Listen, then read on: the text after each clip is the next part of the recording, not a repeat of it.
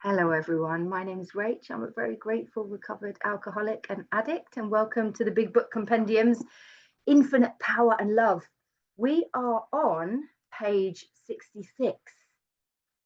So we are talking about step 4.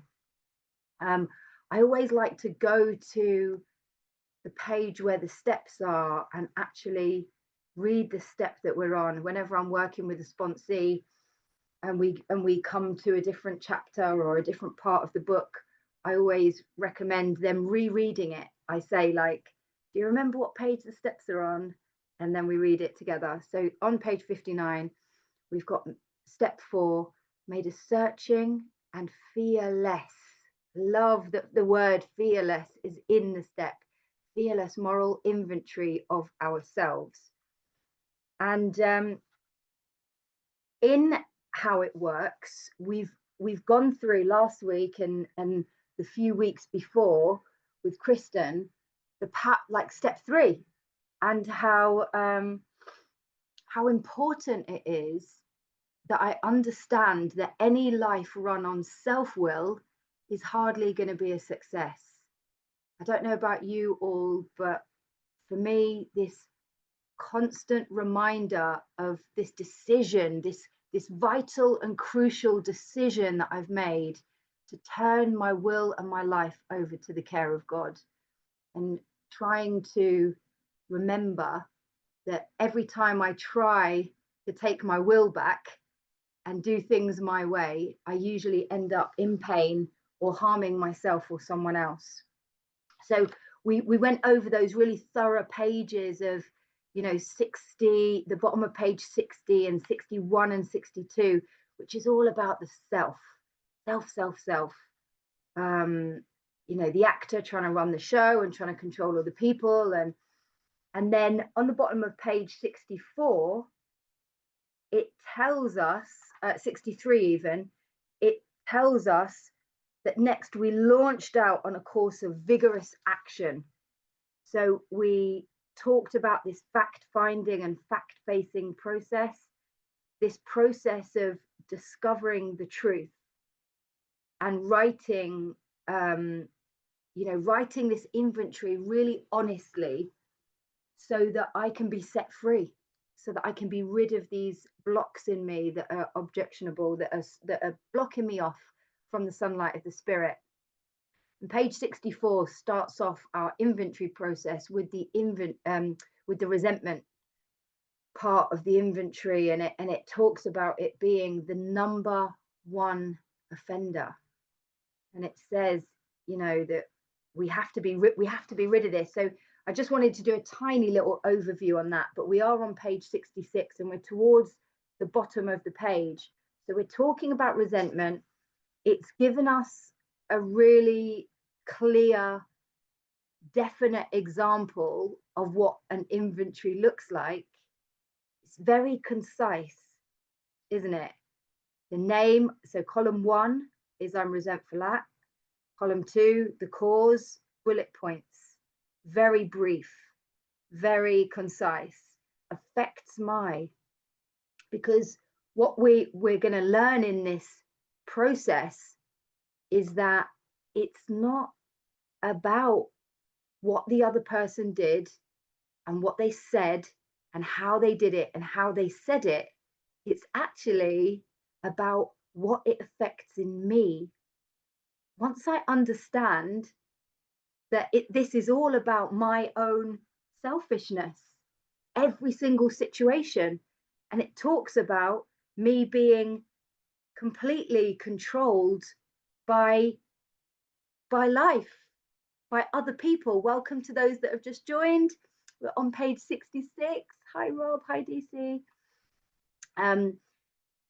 So yeah, and on this page, just we're looking at these words on page 66, and it's like there's a lot of deathly words on there.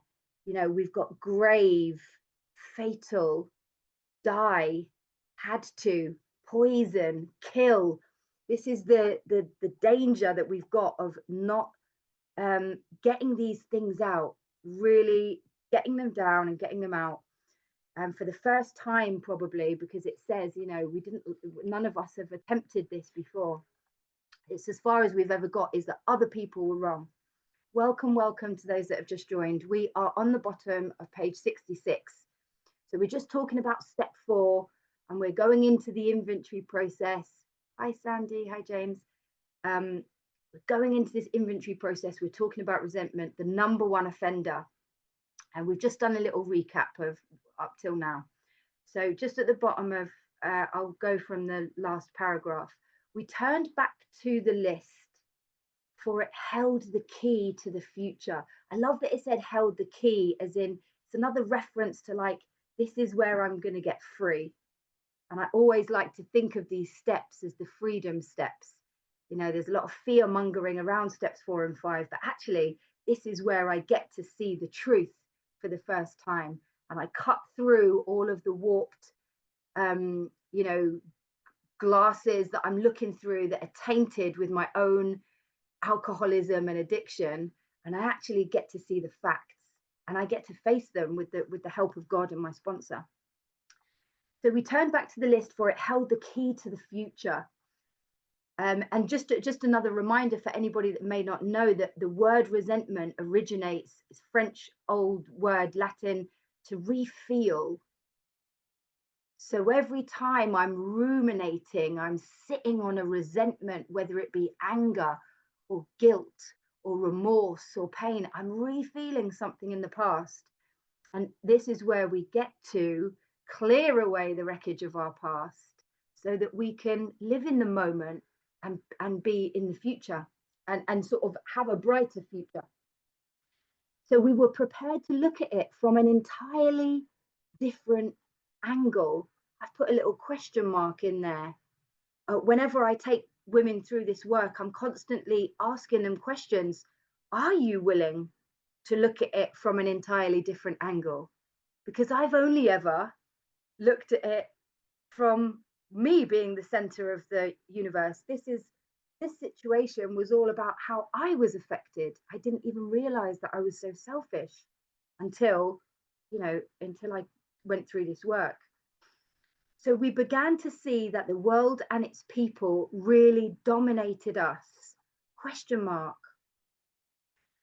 Again, when I think about this idea about contentment and serenity and peace and freedom from the bondage of self, I think, imagine a life where I was not dominated by people around me, where I accepted that everybody has their own way of life and their own thoughts, their own feelings, and I didn't have expectations of people.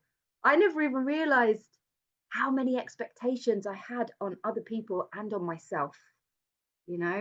Painful. So we began to see, and so I'm just starting to see that the world and its people really dominated us. I'm only okay if things are going to go my way. Well, it's no wonder then that I'm always restless, irritable, and discontented. Because how insane is it of me to think that all of the world is going to align and all of the people are going to align so that I get my way? When I look at it like that, it is kind of insane. It's like, it's never going to work. But me as the alcoholic and the addict, I'm trying to wrestle that satisfaction out of life. I'm trying to manage it well and hope that it all aligns. It's never the truth. It's never going to happen. It's unattainable. It's delusional. So in that state, the wrongdoing of others, oh, this bit's a real burner. Fancied or real. Oh, so I've highlighted that. I've squiggly underlined it. I've question marked it.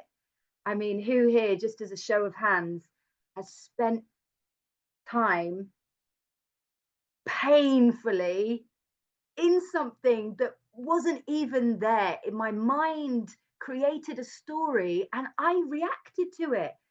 And I'm having imaginary arguments with someone, and I'm imagining what they're saying and then what I'm saying. And it says, doesn't it? Just a few paragraphs up. It says, to the precise extent that we permit these, do we squander the hours that might have been worthwhile? I mean, geez, if we could only tally up all of the hours that have been squandered with these fancied or real resentments, it's like, oh, we'd have an extra long life, you know, we'd add on so much life. It's just, whew, that's a powerful bit, I think. So in that state, the wrongdoing of others, fancied or real, had the power to actually kill. Again, deathly word, remembering that this book was published 86 years ago. And they're telling us back then that resentment is the number one offender. So if you yourself or sponsees or are not doing inventory, it's dangerous, because my mind, if I'm not keeping a check, so this, now we're in step 4, which is doing the big thorough house cleaning of the past. But 10 and 11, it's not optional. I'm so glad my sponsor taught me spot check inventories in step 10, and nightly reviews is part of the program.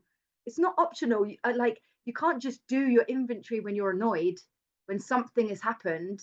It's part of like my daily disciplines, because otherwise those little pebbles in the shoe can build up, those little fancied things in my head, the wrongdoings of others. It had the power to actually kill. How could we escape?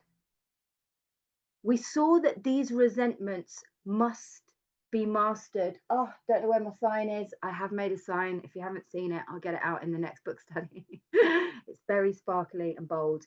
So every time there's a must in this book, I like to make it pop on the page. This is clear-cut direction. We saw that these resentments must be mastered, but how? We could not wish them away any more than alcohol. So again, this is a reminder that me by myself, I don't have the power to remove these things from me.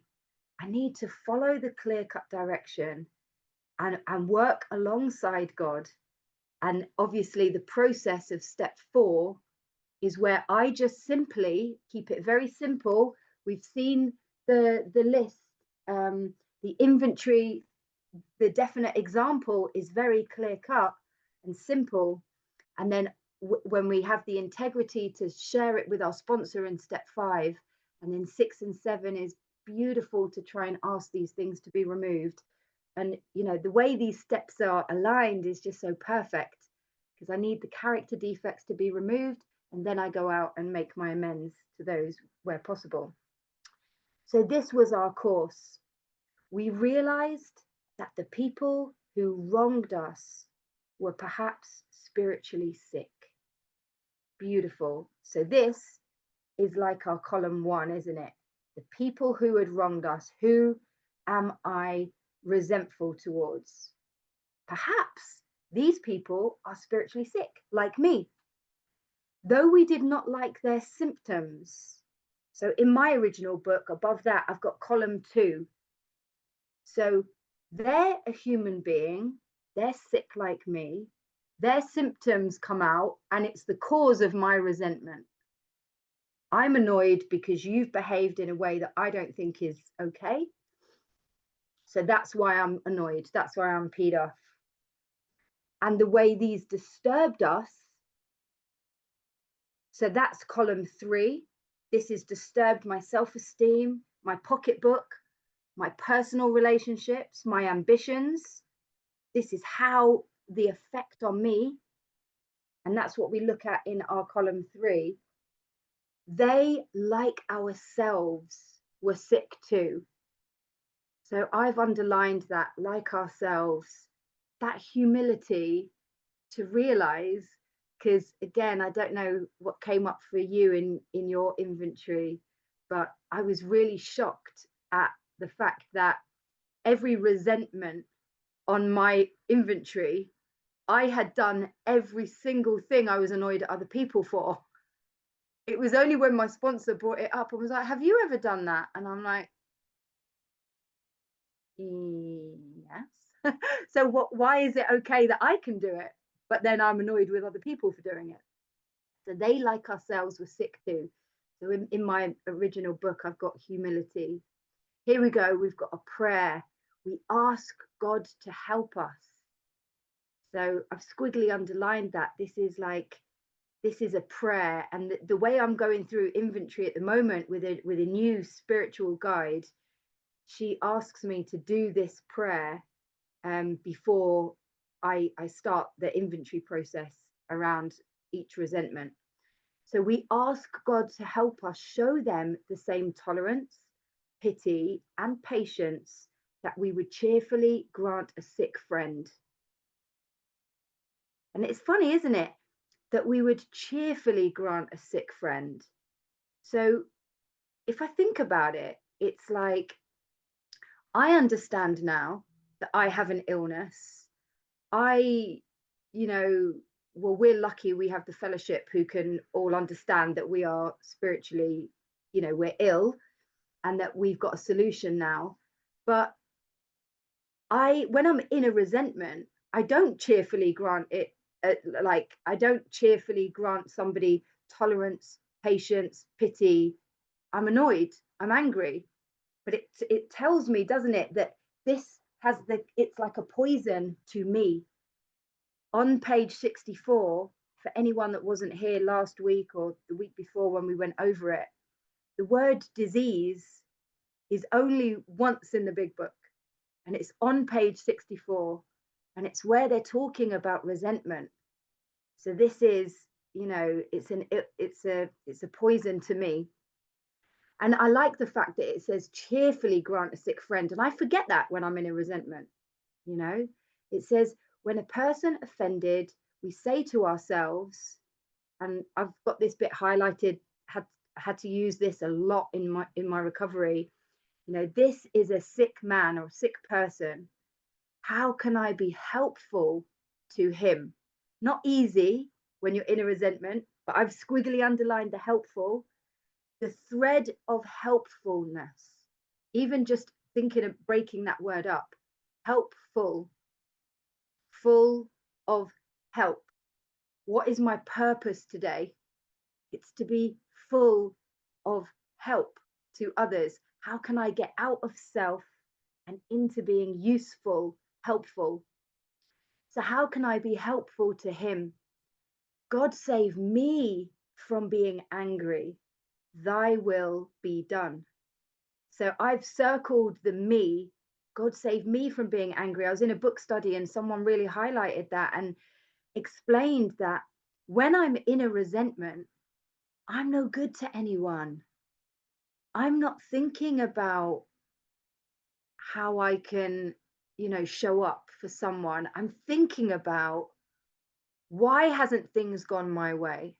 Why have you made me feel like, that was horrible when someone shared with me, no one can make you feel. And I was like, what do you mean? Of course they can. I feel like this because you. And they went, no one can make you feel like that. You're allowing someone. Hi, Ivan, great to see you. Um, so that was a harsh lesson to learn. But this, people call this prayer different things. And this, I highly recommend, anybody new in, I know there's some newer people on, like bookmarking or banking where this prayer is. I like to call it the forgiveness prayer, but some people call it the resentment prayer or the sick man's prayer. I just love the forgiveness prayer because it sounds soft and nice. But this is the resentment part is so important because it's something that is unavoidable. I'm never going to go through my whole life without feeling a resentment. So I have to learn how to master them. And if I can learn quickly, then I won't spend any time unnecessarily squandering the hours that could have been worthwhile. Because really, it says on page 133, I remember it because because it rhymes, 133, happy, joyous, and free. And it says, God wants us to be happy, joyous, and free. anyone on this meeting now will know that it feels horrendous to live in a resentment. And it tells us on page 66, second paragraph down, it says, it is plain that a life which includes deep resentment leads only to futility and unhappiness. Futility means uselessness, and unhappiness. To the precise extent that we permit these things, do we squander the hours that might have been worthwhile? I mean, ouch. So if I don't master these things, then I'm permitting these things to fester. And it's really, really unpleasant, isn't it? So this prayer, we've got a prayer for the resentment part. We've got prayers throughout the whole book, but we've got the forgiveness prayer, we've got the fear prayer, and we've got the sex conduct prayer. We've got a couple of prayers in there as well.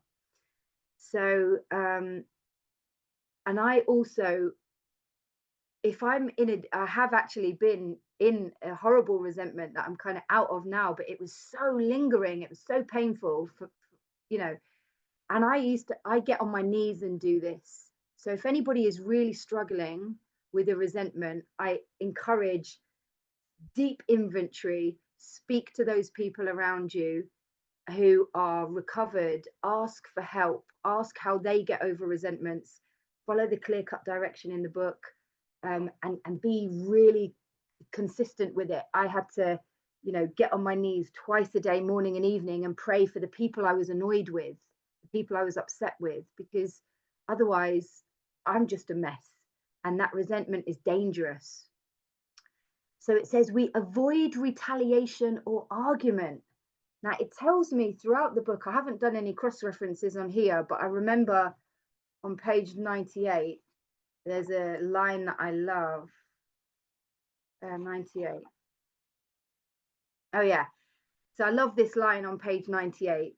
Just at the bottom of the page, it says, argument and fault finding are to be avoided like and with my sponsees, I go, like the what? And they go, like the plague. Because if you think about the plague, like we're avoiding we're avoiding fault finding and criticizing like the plague. Retaliation, argument, it tells us the grouch and the brainstorm is not for us. Do I want to be right or do I want to be free? So I love finding these threads of messages. It tells me in lots of different places in the book, we have ceased fighting anything and everyone. There's another place, I think it's in, I can't remember where it is now, but I can't remember what page it's on, but I'll carry on. So we avoid retaliation or argument. We wouldn't treat sick people that way. If we do, we destroy our chance of being helpful. There's that beautiful word again. From the very beginning of the book, I've just started reading the book again with someone, and it's like helpful, helpful, useful, helpful. We cannot be helpful to all people, but at least God will show us how to take a kindly and tolerant view of each and every one. In my original book, someone taught me this a couple of years ago, and I love it. It's a very short, simple prayer. It's very, very effective. Bless them, change me. Bless them, change me. Bless them, change me. And you could say it like a mantra, bless them, change me. Referring to our lists again.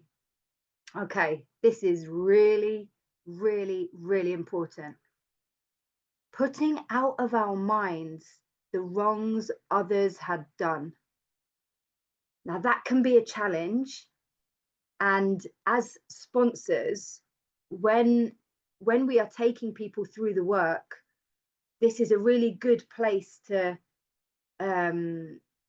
remind people of, or before I do step 5, I'd always say to sponsees, just to let you know, if you veer off and go into why you reacted the way that you did, what were you justifying your resentment, any of that, I'm going to very lovingly bring you back to the fact-finding, fact-facing, because the inventory is ours. Think about it. It's like there's no point. We can't change the past. We can't change other people. We can't change what happened or how people behave towards us. All we can do is do our bit and get this stuff down on paper so that we can have this entirely different view, this entirely different angle we're going to look at it from. So putting out of our minds the wrongs others had done, that is very, very clear cut information, very important. We resolutely looked for our own mistakes. So this is my column 4. Okay, so on the page before, we've got column 1, who we're resentful at, column 2, the cause, column 3, affects my, and then we've got, we resolutely looked for our own mistakes. Where had we been selfish, dishonest, self-seeking, and frightened? So those are the 4, again, the common words that come up that Bill Wilson uses that actually are the opposite of the 4 absolutes. So the 4 absolutes that came from, I'm pretty sure it's the Oxford group, someone correct me if I've got that wrong. Absolute honesty, absolute purity, absolute love, and oh, is it love? Did I make that up? One sec. Absolute purity, and oh, go away. One sec. Absolute honesty. Oh yeah, no, it is love, and unselfishness. I thought I just added in a sneaky cheeky love there, but no, it is. Those are the 4 absolutes. And Bill Wilson knew that alcoholics would not be able to abide or live by those 4 absolutes because we're just like, so he flipped it, and you'll see these reoccurring threads of selfishness, dishonesty, self-seeking, and afraid. Though our situation had not been entirely our fault, we tried to disregard the other person involved entirely. Now that's a good word, isn't it? Entirely means completely, absolutely, wholly. Again, we're going to keep it really laser focused, business-like inventory. Where were our mistakes? What are my character defects that keep on coming up in every situation, in every relationship? Where were we to blame? The inventory was ours, not the other man's. When we saw our faults, we listed them. Okay, so this is our 4th column. We placed them before us in black and white. We admitted our wrongs honestly and were willing to set these matters straight. I've put a little question mark after that. And were willing to set these matters straight. Little tiny drops of, getting us prepared, getting us ready for step 8. We're looking now at the truth, at our faults, our mistakes, our character defects, and we're starting to shift. And it's just the most beautiful process, seeing from this entirely different angle and feeling, and it doesn't always happen, but the questions a sponsor asks that helps you to think about the other person that you're resentful at and where your mistakes that you've made and your character defects. And it's not for anybody new. I know there's a few new people on. This is not like a bashing, I'm going to make myself feel even more rubbish than I did before. This is like a freedom, because when I can see my character defect, I do this, or I think like, where do I keep on banging my head against the wall, doing these things that are harming myself and others, but completely unaware? I don't know that I'm in the wrong at all. I'm just blaming you, and no one wins. No one's happy. So this is a beautiful freeing process. And that's the bit that we've got, the clear-cut direction on resentment. So now we're going to go into, notice the word fear is bracketed alongside the difficulties with Mr. Brown, Mrs. Jones, the employer, and the wife. So this is in, on that example, it's in every example. And it's kind of shocking, but not shocking, that actually underneath all of these character defects, there's fear. There's fear.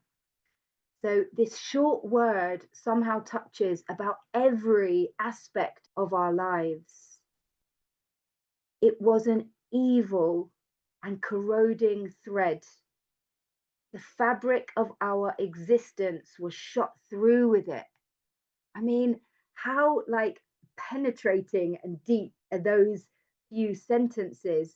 But in a weird way, it's almost quite reassuring that we're not alone with this evil and corroding thread that is the fabric of our existence, that has been shot through all of our lives.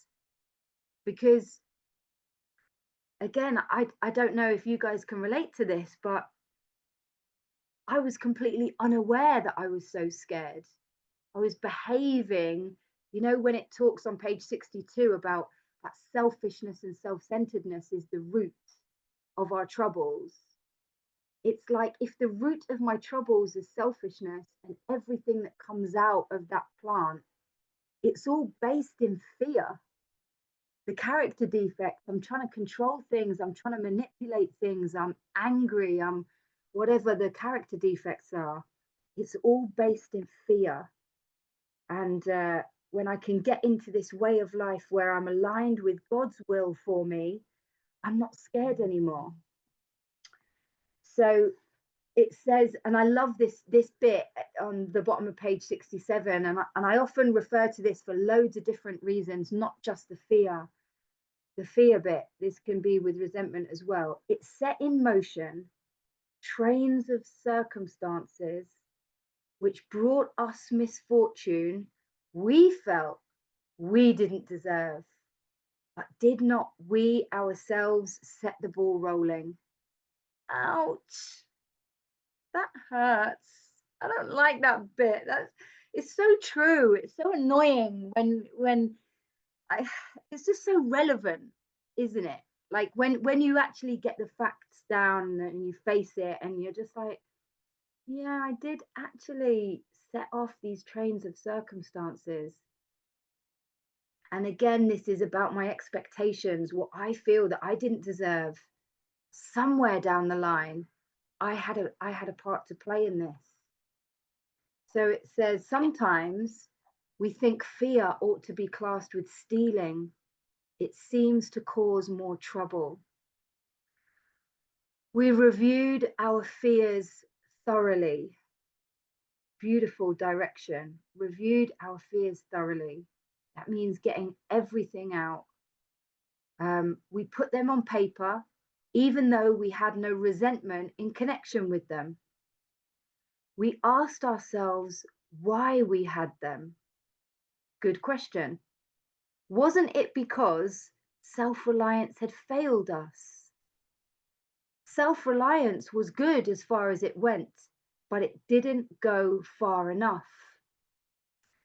So when you break this bit down, it's like, it's kind of so obvious, but I didn't get it before. If you look at the behavior of an alcoholic or an addict, there's no wonder. It's no wonder that I'm scared. My self-reliance, I burned my life to the ground. I couldn't do any of the things that I wanted to do. I pushed all of my family away. On 52, it talks about those bedevilments, full of fear, trouble with personal relationships, couldn't maintain a living. Self-reliance had failed. So it's no wonder.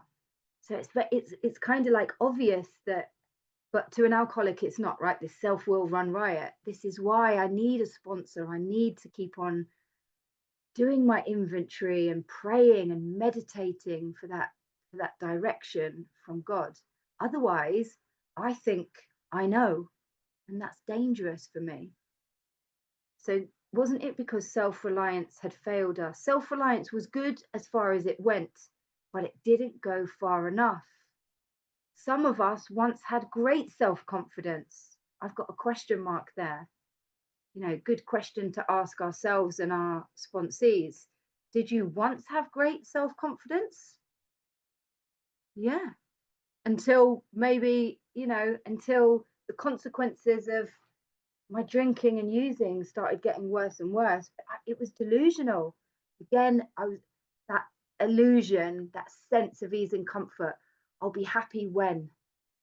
I'll be happy when the job, the car, the this, whatever the things are, the relationship, whatever. Some of us once had great self-confidence, but it didn't fully solve the fear problem or any other. When it made us cocky, it was worse. Anyone suffered with that, like a kind of arrogance, a cockiness, thinking, yeah, I've got this, I've got this, I've got this. But it takes us back to step one. I'm powerless over alcohol or drugs. My life has become unmanageable. So it says, perhaps there is a better way. We think so, for we are now on a different basis. I love thinking about the words in this book. Like a basis, it's like a foundation. I've got my established rock solid basis, my core, my foundation, the basis of trusting, but not just trusting and relying upon God. How easy is it to quickly flip back to that cockiness or self-confidence? This is the delusion of my illness. That self will run riot, though he usually doesn't think so. So the basis of trusting and relying upon God, and I've put a question mark in there. It's a good, it's a good way. Am I trusting and relying, or am I still being agnostic? I remember my second sponsor talked about this agnosticism, and it's like, okay, maybe I'm in recovery now, maybe I've created this relationship, maybe I've developed a relationship with my higher power, but then when something happens, how quickly do I go back into fear? And I know that when I'm in fear, I'm not trusting God. I'm back in self-will. And that's a really good indicator to me that I'm trying to run the show myself. And it's usually comes from a selfish place, that I'm like, I want something, or I don't want to lose something. And I'm not trusting and relying upon God. So it says we trust infinite God rather than our finite selves. So infinite, everlasting, never ending. I can't think of the other definition of it. My dictionary's over there, but and finite. We're just here for a hot minute.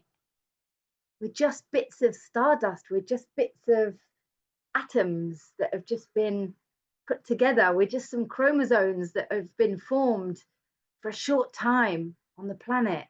We can just, die so easily. But this thing called God, creation, love, energy, spirit of the universe, father of the light, it's infinite. So we trust infinite God rather than our finite selves. We are in the world to play the role he assigns, capital H, and I've put a question mark after them. So again, we've done all of this work on step 3, where it asked us those questions. Are we certain? Are we utterly ready? Are we ready to abandon ourselves utterly to Him? Do we understand our role in the world? We are in the world to play the role He assigns. And again, I love the way all of this is woven in, because I know we're only on step 4 here, but now that, you know, I've been through the steps a couple of times, I can see how this aligns with my step 11. Step 11, you know, why have I just forgotten it? Sort through prayer and meditation. It's just, you know, when my brain's a bit full. Sort through prayer and meditation to improve our conscious contact with God as we understand Him, praying only for knowledge of His will for us and for the power to carry that out. So if I'm not doing this prayer and meditation, how do I know what role He is assigning? So they're all beautifully linked up. Just to the extent that we do, just to the extent that we do as we think He would have us, and humbly rely on Him, capital H. I love those two words together, humbly and rely. Because again, so humbly meaning like right sized. I'm understanding fully that God is infinite and I am finite, and I'm humbly relying on Him. So there's loads of, you know, step 3 kind of stuff in here, isn't there? Trusting and relying. I'm humbly relying on Him. And step 2, came to believe power greater than ourselves could restore us to sanity.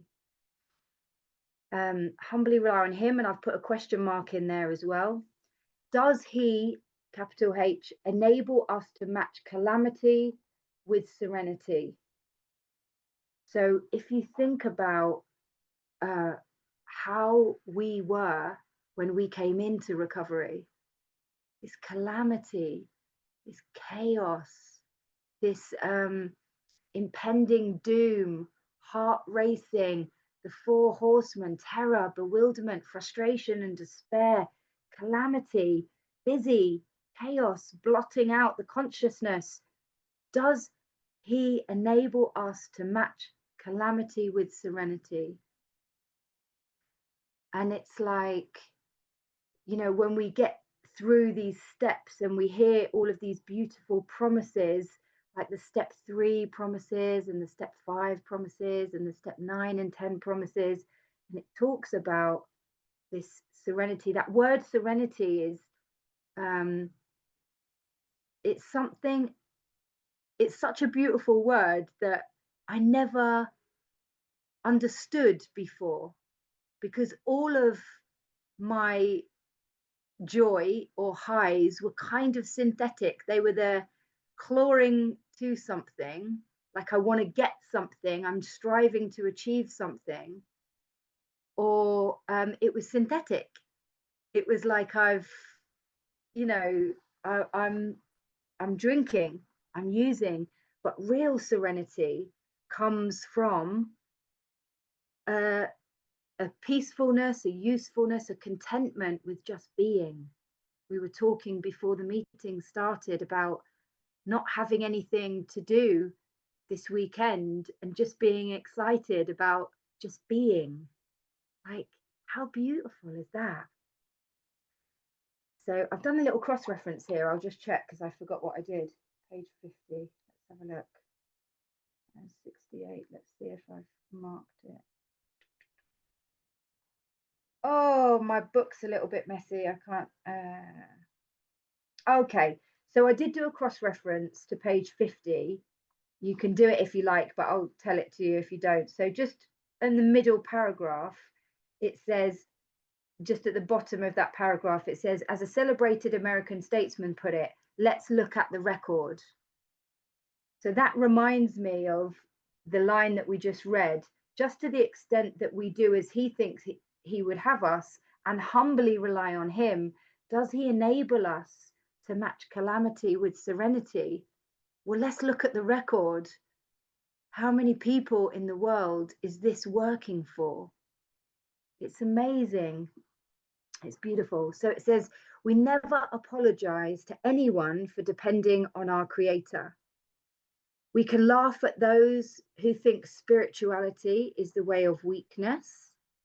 Paradoxically, it is the way of strength. And it's funny if anybody can relate to having these old ideas.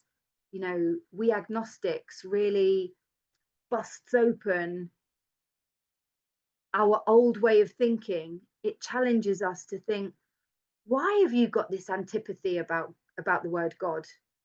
Is it because somebody tried to impress it upon you as a child? Is it because, you know, your grandmother or grandfather? Is it because you've got, like, what do these words mean to you? And here it's like, we can laugh at those who think spirituality the way of weakness. Well, and paradoxically, it is the way of strength. Old ideas, pride, um, you know, ego, those are the things that blocked me off from asking for help. But this is the paradox of it. I needed to surrender to, you know, to my weakness. You know, what I thought was my weakness actually became my strength, that I needed to ask for help. And spirituality is just this incredible global thing that we can tap into. Sorry, I'm kind of like losing my track. The verdict of the ages is that faith means courage. All men of faith have courage. They trust their God. We never apologize for God. So imagine, again, this word courage. Imagine building a relationship with your own idea of a power greater, your own conception, and having the courage to actually rely and trust on with that no matter what. How courageous is that? Because when you think about it, so many of us, not everybody, but so many people, when they come in, it's like, well, I don't understand what this power greater is. We can't tangibly prove what it is, like we can't tangibly prove what love is, but yet we know that love is there, because it's a feeling that most people have probably experienced, you know, more than once throughout their lives.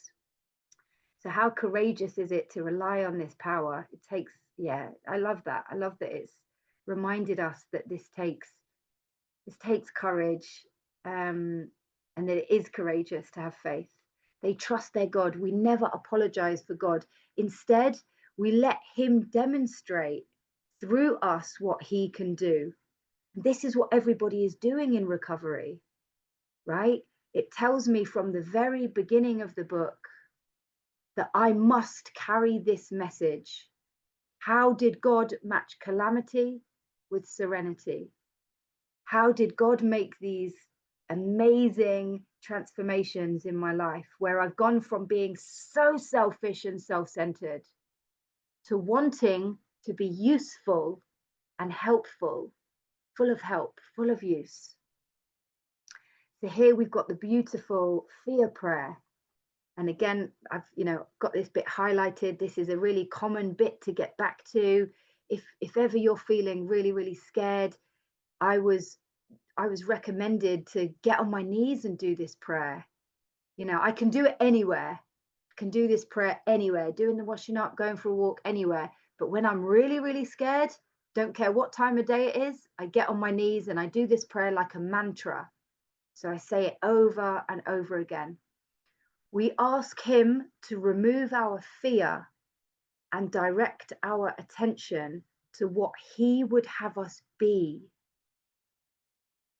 And I love the fact that it says be and not do. And so when I've been really scared in the past, I would get on my knees and go, and I'd say whatever it is I'm scared of. So God, I'm so scared about my finances. Please remove this fear from me. and direct my attention to what you'd have me be. God, I'm so scared about my parents' health. Please remove this fear from me and direct my attention to what you'd have me be. And say it over and over again. And then it tells me at once we commence to outgrow fear. And anybody who has practiced this will hopefully be able to agree that maybe the whole fear doesn't go completely. It doesn't tell me that, but it says we commence, so we begin to outgrow fear. The power of prayer is astonishing. And for me personally, sometimes I've had an intuitive idea, like I've done this prayer on my knees because I've been scared, and then somebody's popped into my head, oh, remember that newcomer who's just lost her kids? And I'm like, oh yeah, let me call her. And then that's the action, that's the intuition, that it's amazing. So we've just covered two massive bits of the inventory process. They knew that resentment is the number one offender, that fear is this evil and corroding thread. It's our whole existence is shot through with it, even though I wasn't fully aware of just how scared I was until I came into recovery and heard other people sharing about their fear. And oh yeah, I was going to say the other two very common things in recovery is money and the honey. But actually, money and the honey, romance and finance. But they have got romance. They've got the sex bit that we're going to go on to now. But the fear bit could relate to the money bit, couldn't it? Because it's like fear of financial insecurity or fear of losing something. So we haven't got that long, but we'll just start off and we might recap next week. So now about sex. Most of us needed an overhauling there. Now, an overhauling in mechanical terms, if you were talking about an engine, what they mean is they're going to strip that engine back to the core. They're going to remove everything from it, and then they're going to rebuild it. They're going to get rid of all of the rusty bits, all of the broken bits, all of the damaged bits, and they're going to replace it, polish everything up, and put everything back. And myself included, but lots of women that I've worked with were a little bit delusional about the overhauling and maybe thought, I don't think I was actually that bad in my relationships, in my sex conduct with my harms. But there's a question that I like to ask people as well. And the percentage of people that can answer, I'll ask the question and then, how many people before coming into recovery have had a sober relationship? And most people, the majority of people that I've asked that question to, have said, actually, I haven't had a sober relationship. I picked up when I was in my teens or early 20s, and I drank and used all of my life. So what that means is that every single relationship that I've been in has been warped and tainted, and I've had the drunken smashed glasses on with every relationship. Now, I heard once that, a while back, I heard that this isn't just about sex, it's about relationships. It's about my conduct as a human. But then I've also just done a bit of a book study, and they were like, no, this is about sex. It says it's about sex. It doesn't say it's about, other relationships. So however you want to take it, but this, Bill Wilson knew that we are human beings with a human natural instinct. And when we go into this part of the inventory process, it's all about my instincts gone awry. My sex instincts, my security, my I can't remember them now off the top of my head. My brain's gone a little bit. fuzzy because we're coming to the end of the book study. But in fact, what I'm going to do is I'm going to stop there and we'll start back next week because there's only a couple of minutes left. So thank you so much for being here, everyone. I'm just going to stop the recording.